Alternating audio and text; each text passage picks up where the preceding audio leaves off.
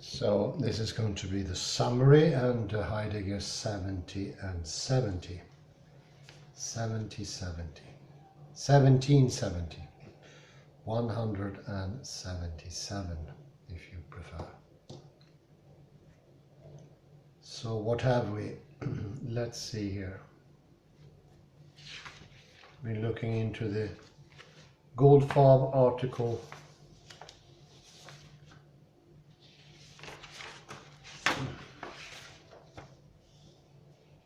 I want you to bring me a slab remarks on the opening sections of the philosophical investigations.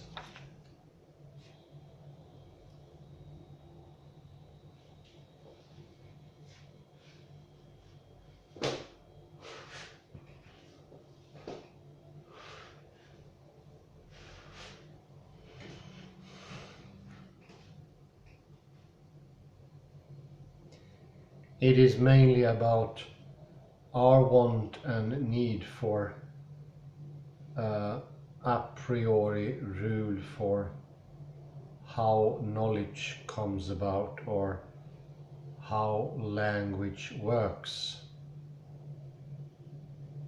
and the establishment of the idea of a rule that, for instance, the word slab is incomplete, and what really is needed is I want a slab, or could you give me that slab over there?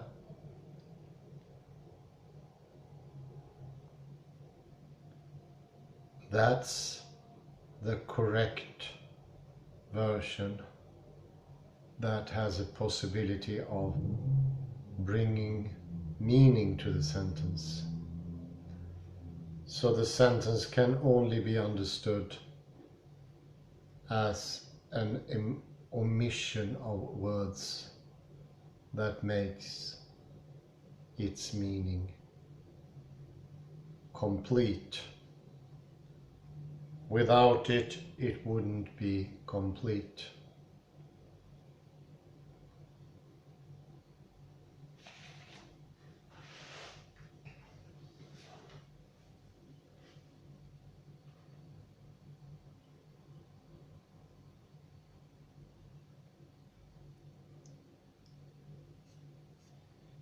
We are tempted to understand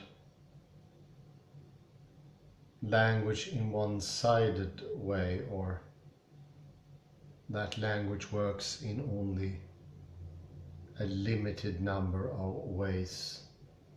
Could be rules, or could be relationships, such as that words in the Augustinian fashion are all depictions of an outer world.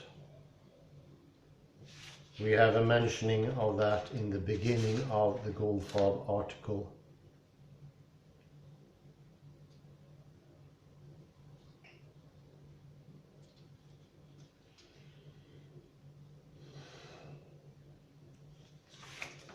And he's looking a bit closer into what is really at stake here. What is the real question? Augustine seemed to be naming objects by his ostensive definition, his act of pointing.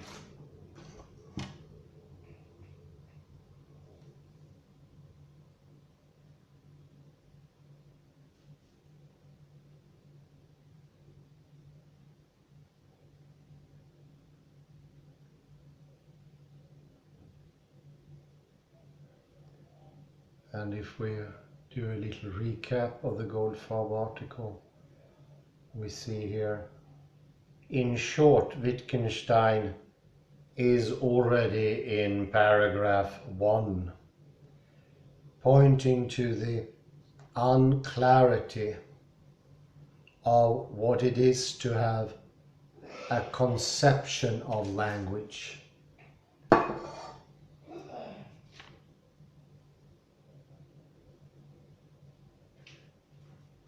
We know neither what constitutes a conception, that is a picture of the essence,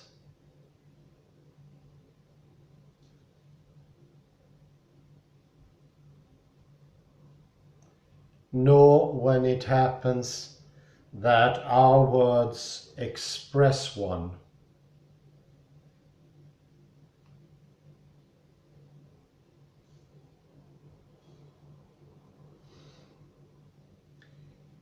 He is suggesting, just give me a second here.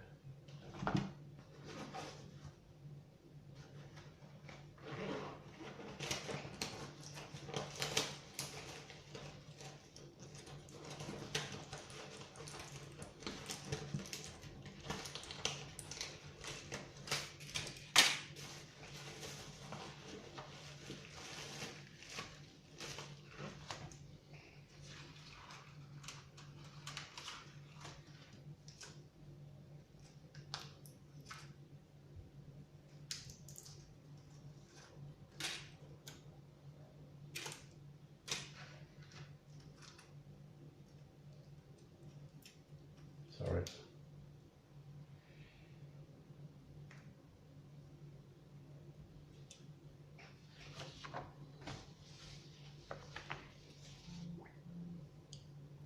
He is suggesting that despite its commonplace air, the quotation can be taken as expressing a way of looking at language that is in its very core philosophical.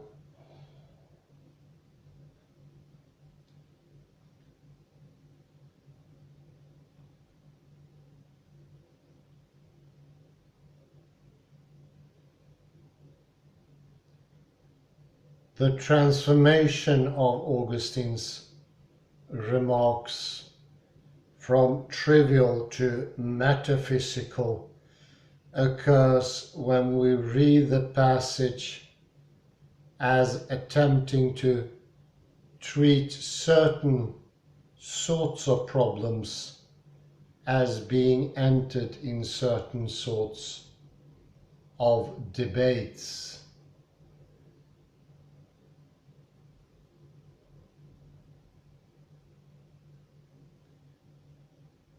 The notions Augustine invokes, like naming some object, wishing to point a thing out, and state of mind, can be entirely unquestionable. After all, we all use them all the time.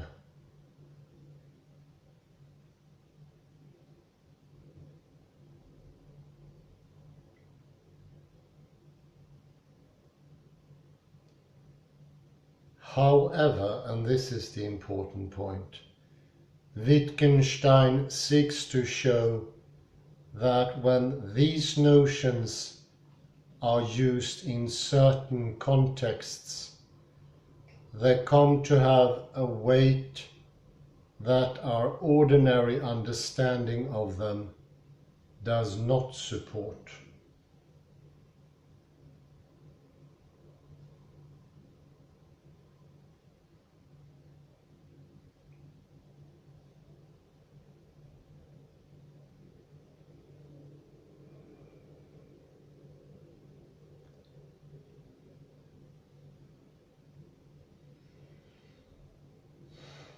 So what is in question here is a bit more, I would say, in together with Paul Johnston, Rethinking the Inner, remarks on the philosophy of Wittgenstein, or the psychology of Wittgenstein, and Joachim Schulte, expression and experience, we start slowly to understand that these things coming together, perception, experience, emotion, knowledge, understanding, attitude,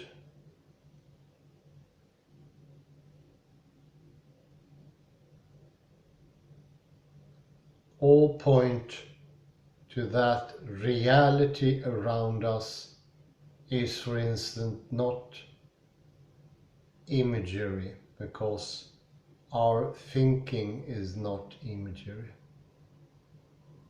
Neither is the world outside of us consisting of logical relations, because thinking is not inner speech.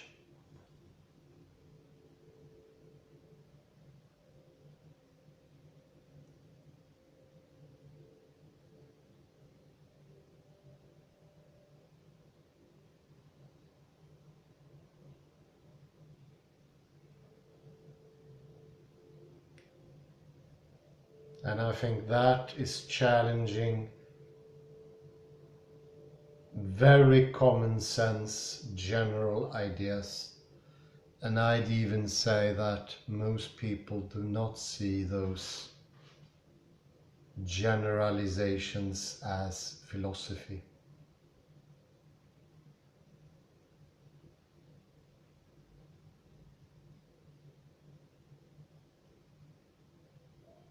Wittgenstein is clearly pointing out that is exactly what they are.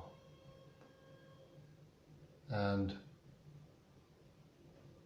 I do not think that Augustine was overtly or extra philosophical when he made the conclusion that pointing out is what we do when we learn language, and that language is a representation of the outsideness.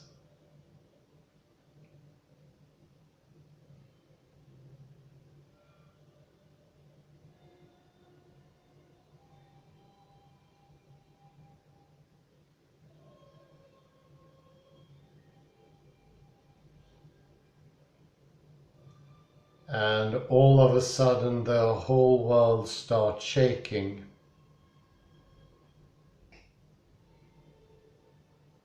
So the inner is also the outer, so to speak, in this. Both of them, both inner and outer, do come into questioning. And I'd say that is a rather grave questioning.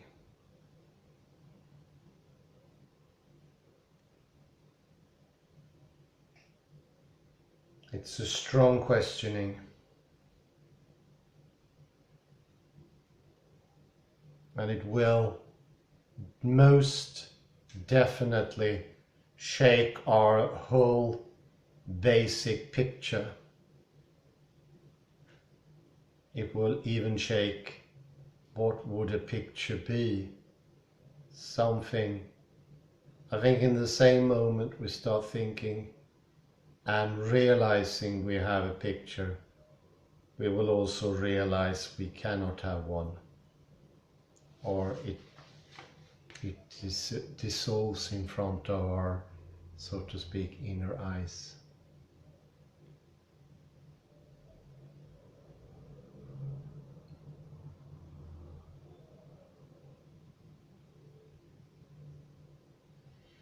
I take Wittgenstein to want to claim that, roughly put, innocent notions like these function in philosophy continually set up the frameworks in which the debate goes on.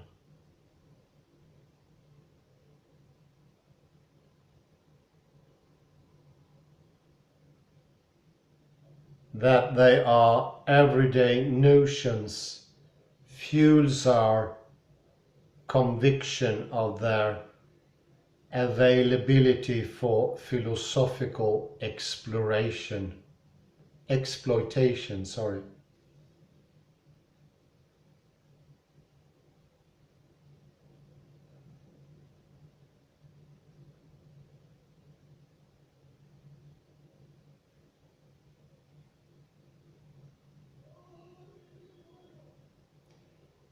But when they figure in general explanatory settings, a structure is imposed on them, so construed they will shape how we view the task of any account and how we characterize what is to be accounted for.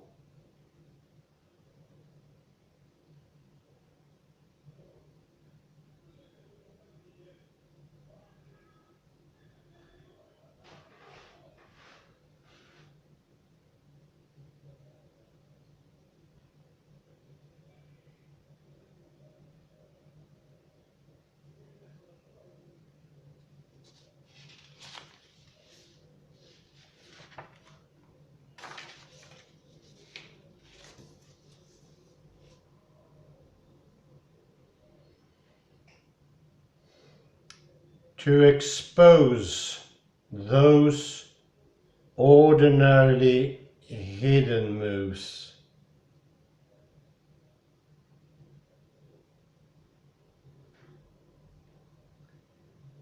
Wittgenstein will adopt what we might call an intentional naivete.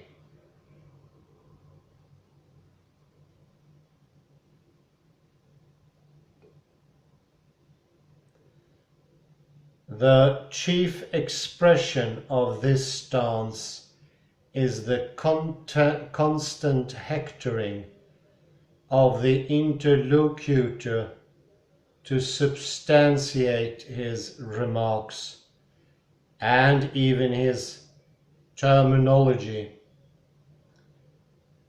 a hectoring that seems often to be challenging the obvious.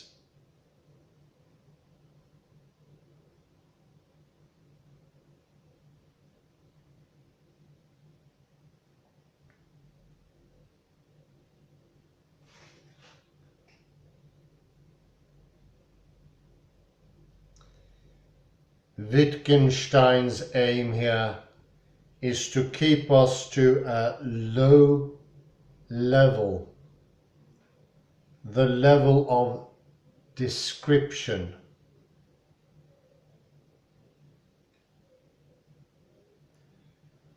For we cannot see what our words come to until we have a perspicuous and unbiased view of what the data are.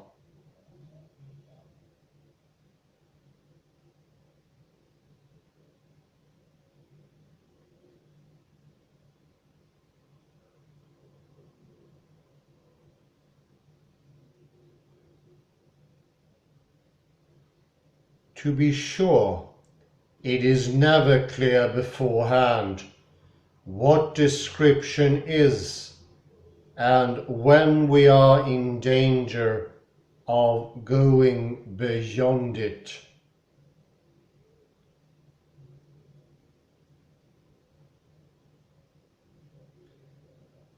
In the list of uses of language in paragraph 23, Wittgenstein indicates that descriptions is not a single or homogeneous category.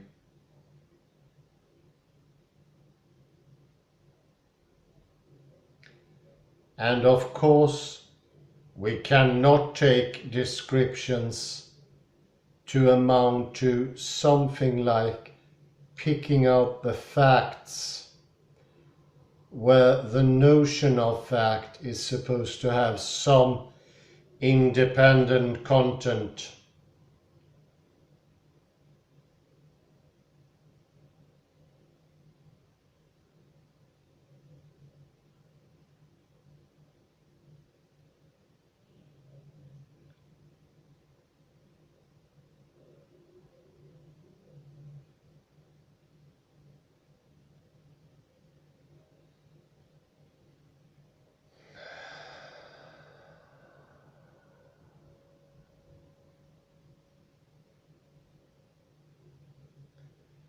However, the point here goes further. Whether a sentence counts as description will depend on the work to which it is to be put.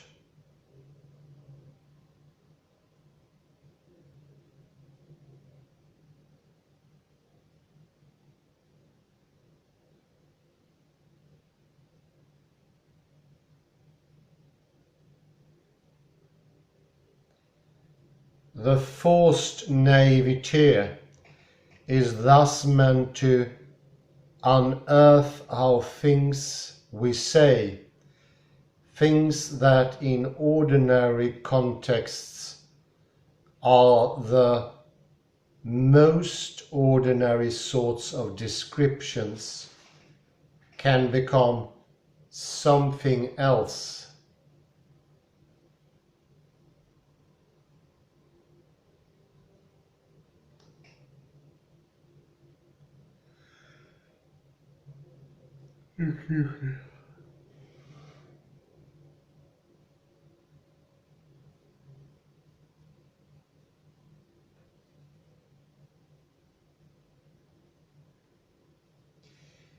Wittgenstein begins to flesh out these ideas at once.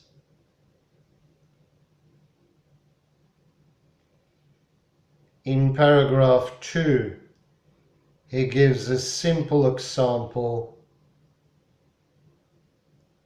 where all is open to view.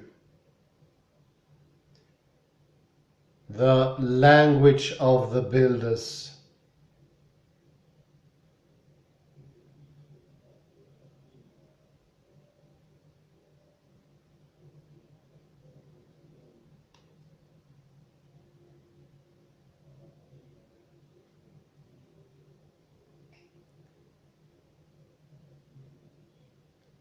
He says it is a language for which the description given by Augustine is correct.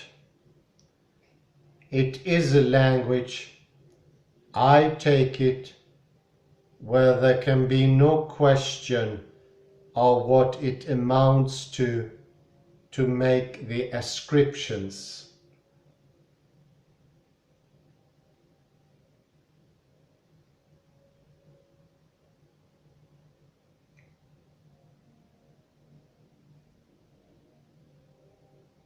Augustine does.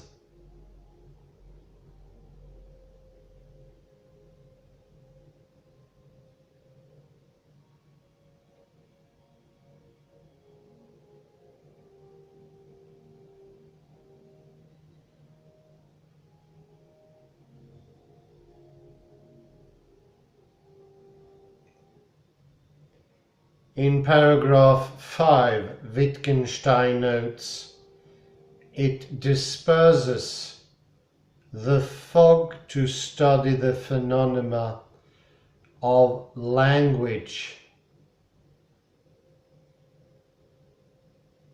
in primitive kinds of application, in which one can command a clear view of the aim and functioning of the words.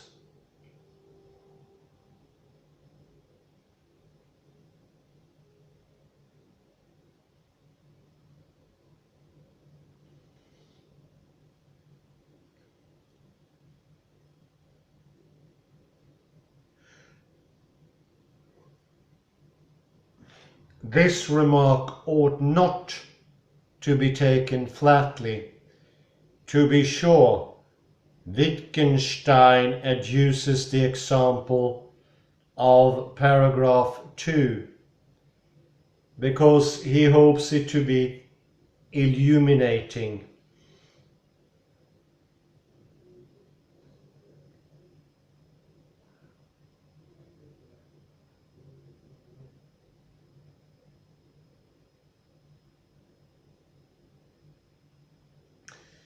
Yet I cannot imagine that he intends us to accept the example without hesitation.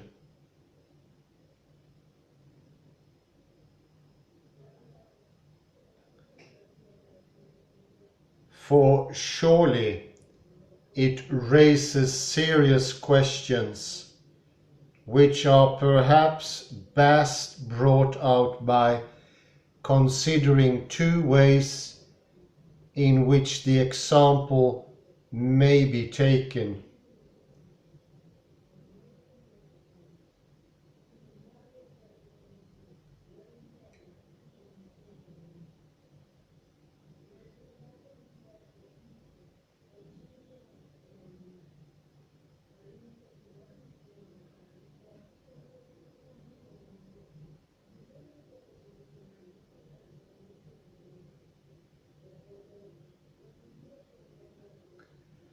One, we can imagine the builders as people much like you and me, but having four special sounds that they use in specific way. That is the way given in paragraph 2.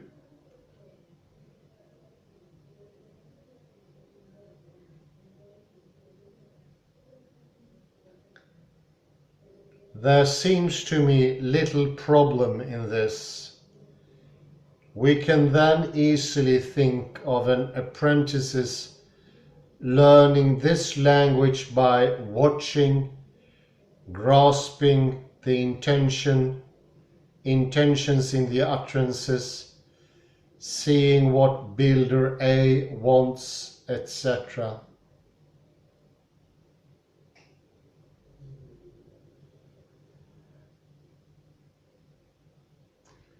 And there can be no hesitation in saying of A that he wants a slab and therefore calls out slab.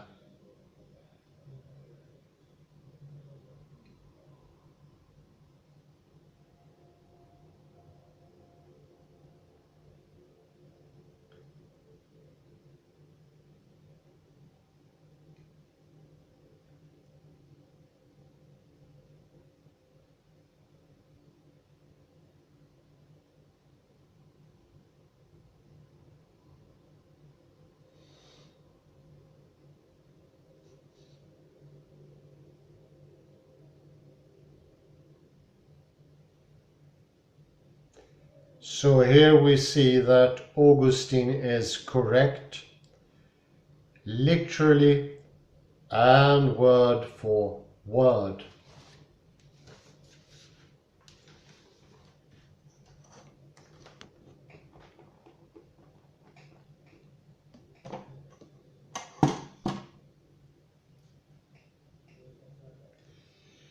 On the other hand, we can imagine the builders as people whose entire linguistic behavior is given by the description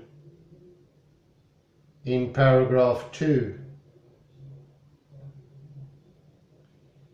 Now the terrain has changed, as perhaps is evidenced by our imaginings.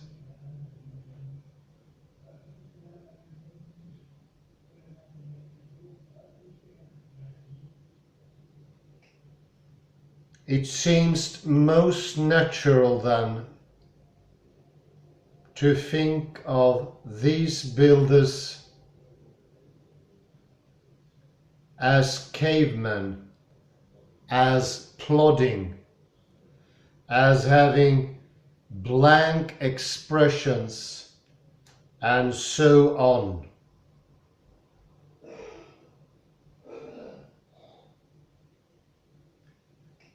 Here, a worry arises.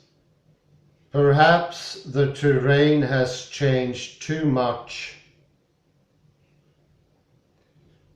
Surely, it can be objected that under the reading too, the example has no relevance to the study of the phenomena of language,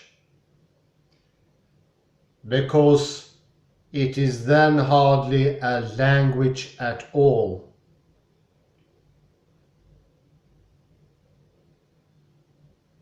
If this is the whole of the language, can we take them to be speaking, to be using words with understanding, to be human?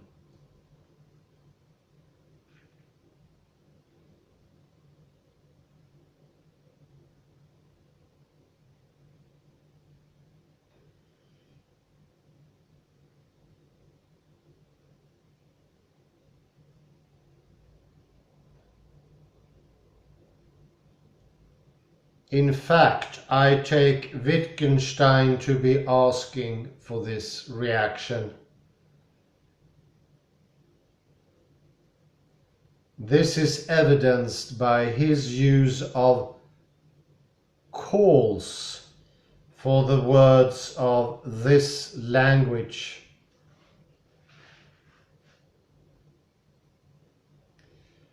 By the interlocutory accusation in paragraph 65 that Wittgenstein evades the real problem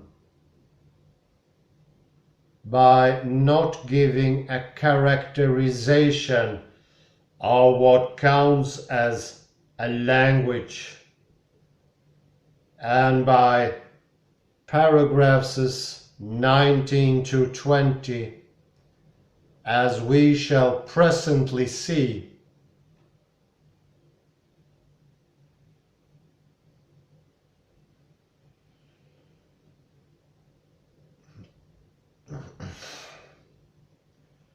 Moreover, outside the investigations, he alludes to the builders several times. That is, remarks on the foundations of mathematics, 5, paragraph 50, and settle, paragraph 99. All this shows a fascination with the builders and suggests that it is an example meant to be spun out.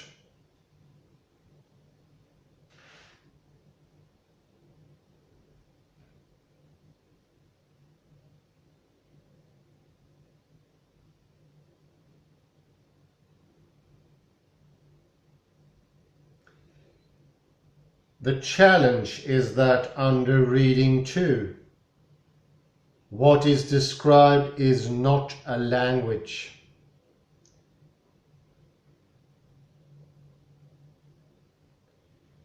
Now, what are the grounds for this challenge? That is, for denying that there can be understanding here. Denying this, so to speak, at the very start, so as to deny the relevance of anything further that might be said about paragraph 2.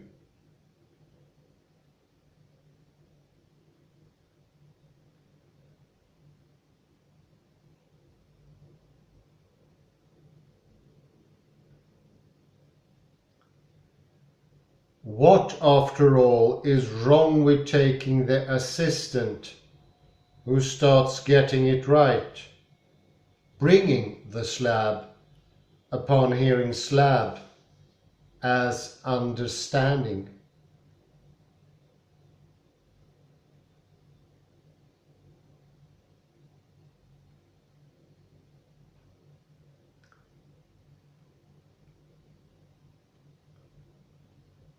There are, of course, stories that seem to support the challenge. These imagined builders do seem mechanical and animal-like.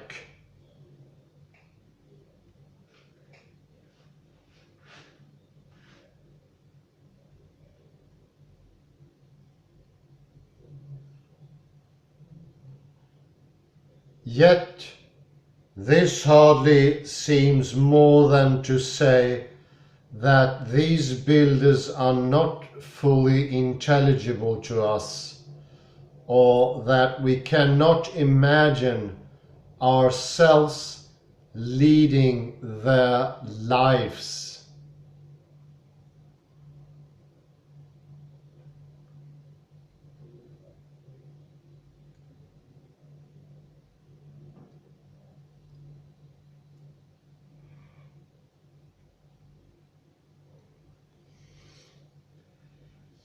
Wittgenstein would then ask why one should dig in one's heels on such ground.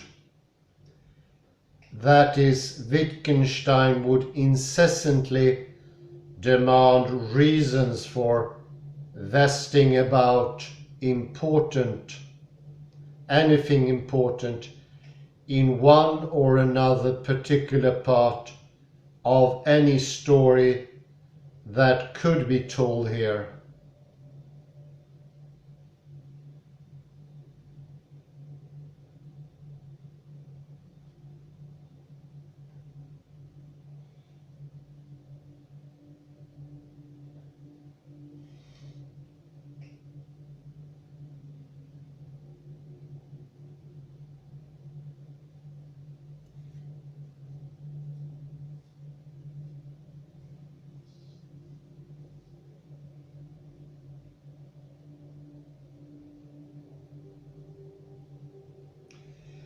In the face of this insistence, the challenger might well want to explode with this. These builders don't think. They can't think. What Wittgenstein has described leaves no room for thinking.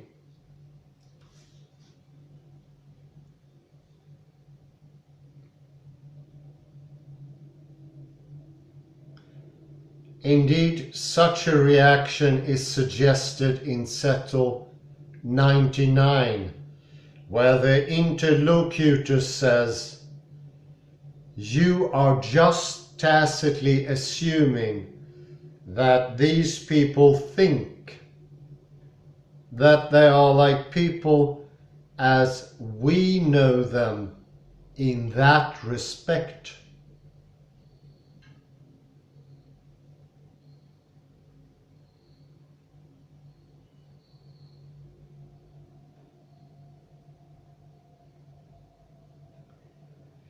Now, if what pulls together and underlines the force of challenge does lie in the idea of thought, then it should be clear that the challenge cannot operate at the level of description. For it implicitly invokes an unexamined conception of great intricacy and power.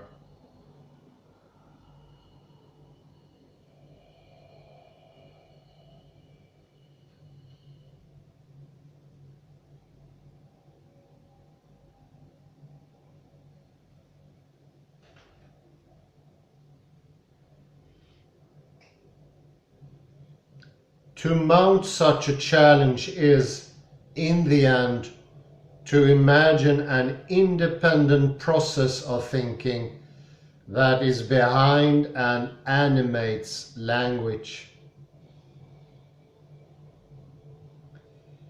It is to imagine language as stuck onto people who already have thoughts. Thoughts are what make noises into language.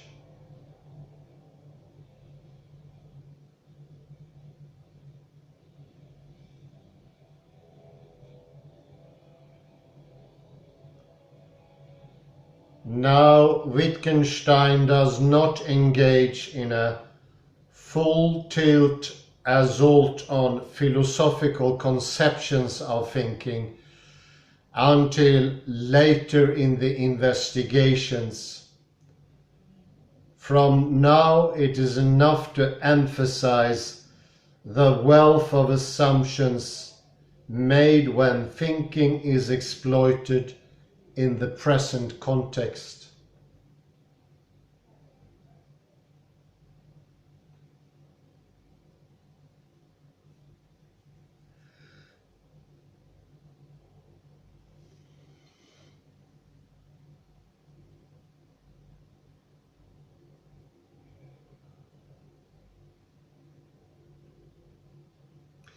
In Settle, paragraph 99, Wittgenstein goes on to say of the builders, but the important thing is that the language they're thinking to may be rudimentary, but there is such a thing as primitive thinking, which is to be described via primitive behavior.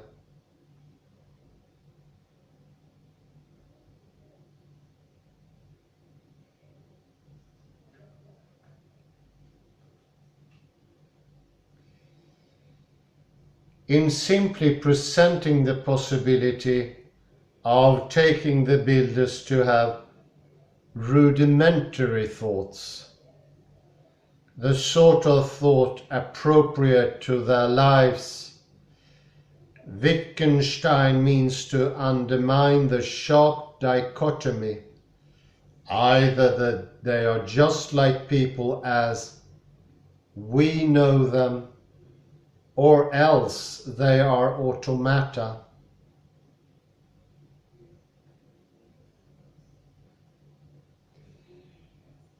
More important though, he is posing two general questions. From what stance are standards for what counts as thinking supposed to come?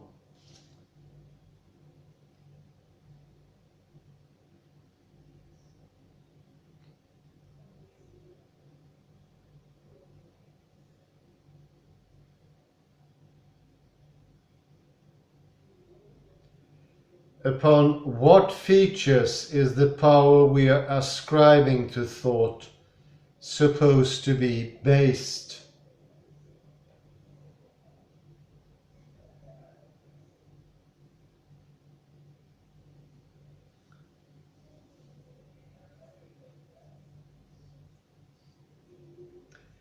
These questions have particular force, I think, against those who hold that whatever handle we can get on the notion of thought comes only via considerations about language.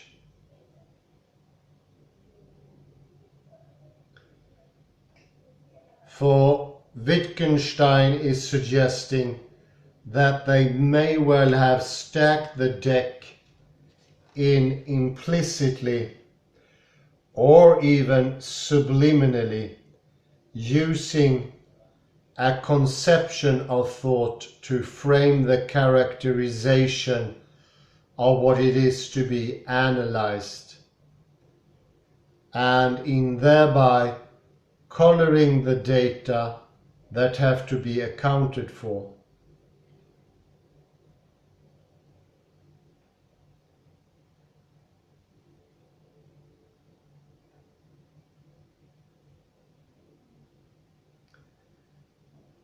There are, of course, ways to respond to Wittgenstein's questions.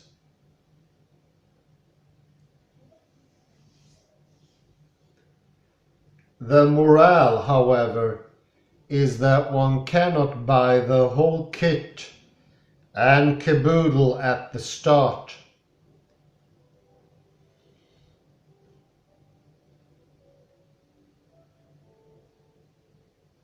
We must examine in the small what aspects of our operations we are taking as crucial to animate language, and why.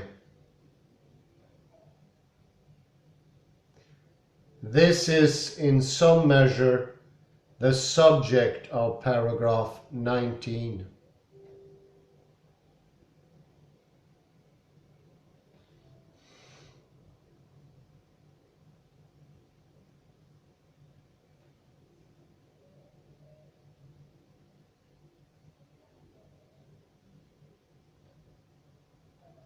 Hence, nothing conclusive emerges from the worries about the builders.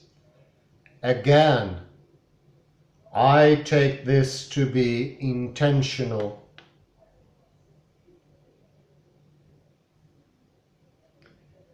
The absence of a definite answer is also hinted at in paragraph 360.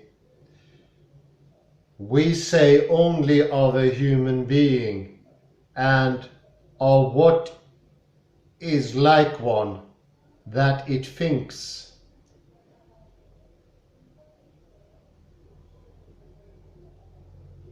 The hint comes from the obviously intentional vagueness of like.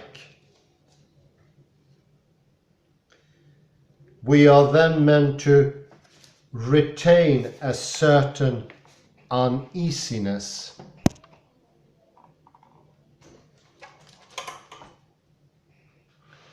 A sense of oddity about reading two of the builder's language.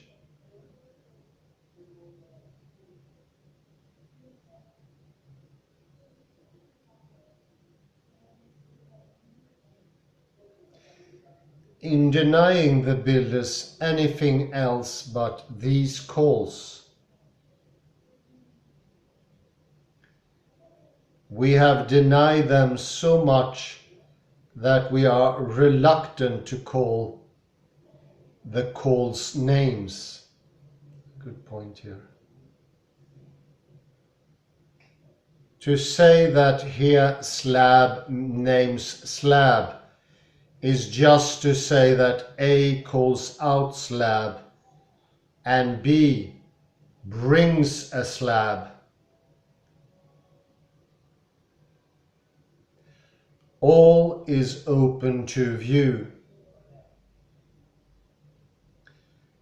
Because of this simplicity, we want to say that this is perhaps like a name, but really is not one, or not one in the real sense, the sense in which we have names in our language, stripped of their ideology that leads to the blunt assertion, "This is not language." The reluctance itself is a datum.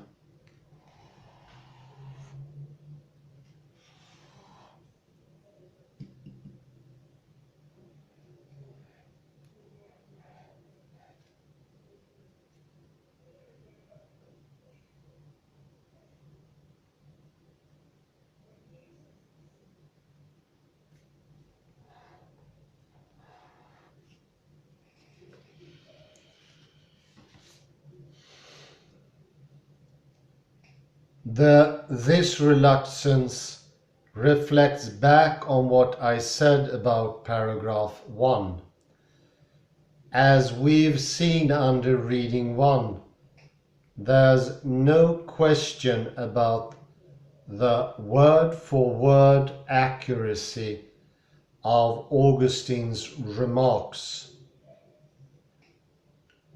Under reading 2, however, we are uneasy and hesitate to apply the notion of naming some object, as well as presumably those of wishing to point a thing out, state of mind, and the like.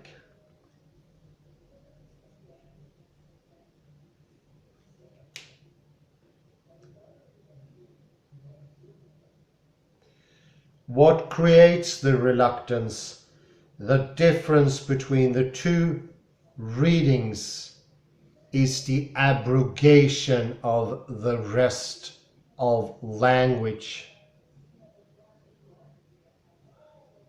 This suggests that our everyday applications of these notions presuppose the surroundings provided by the rest of language.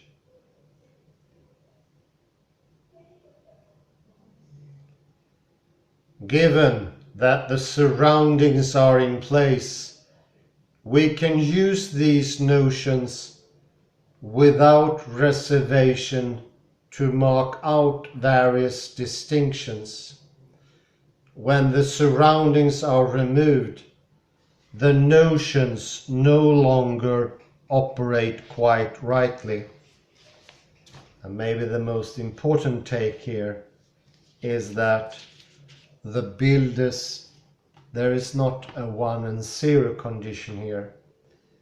The builders, do they have thinking or do they not?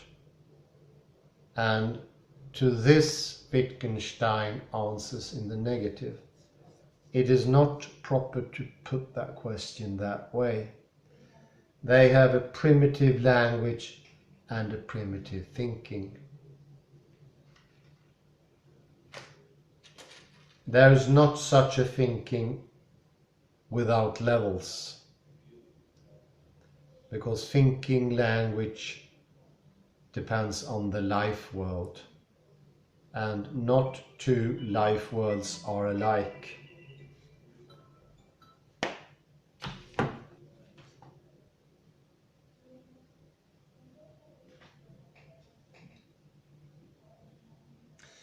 They are all made differently.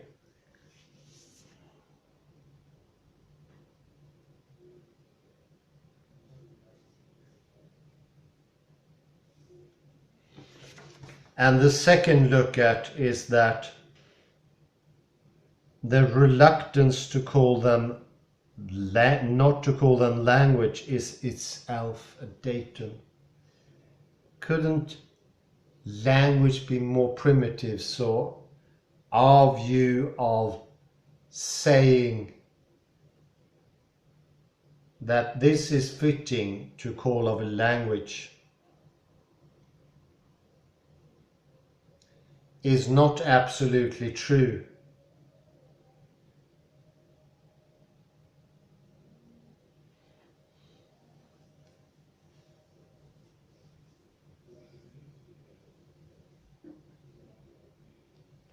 it is level-like. So even what counts as language goes up the scale, it goes down the scale, and it has all in the betweens that you can imagine. So for me, all this is quite a revelation, because I thought in the beginning that philosophical investigations, first chapters is about an absolute contradiction to the Augustinian idea of words representing. But it is much more complex than that. And I can no longer say it's a refusal or refutal of Augustine. It's pointing towards a much greater complexity than I even imagined would have been possible. It's incredibly interesting, although it's a simple article, nothing fancy. It brings about a lot of interest. Oh, thank you very much for listening in. Have a very pleasant morning, day, afternoon or night, wherever you are. Bye bye for now, and do take care.